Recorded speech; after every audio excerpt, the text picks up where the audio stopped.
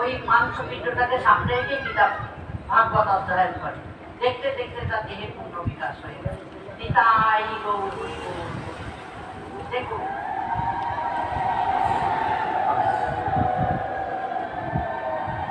তাহলে ভাগবতীয় কথা শুনলে তার পরমার্থ হবে।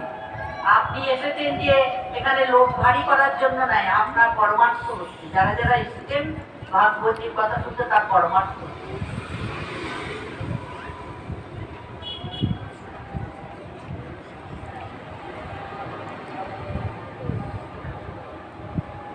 তাহলে এই জন্যই সকলের কাছে আমি নিবেদন রাখবো, সকল মায়েরা বাবারা একাদশী ব্রত করবেন, হরিনাম শুনবেন, ভাগবতীয় কথা শুনবেন। কালকেও এক বাবাজি হয়তো এখানে ভাগবত করবে, তারপরে অধিবাস হবে, হরিনাম হবে, আর এই 2-3 দিন হরিনাম হবে।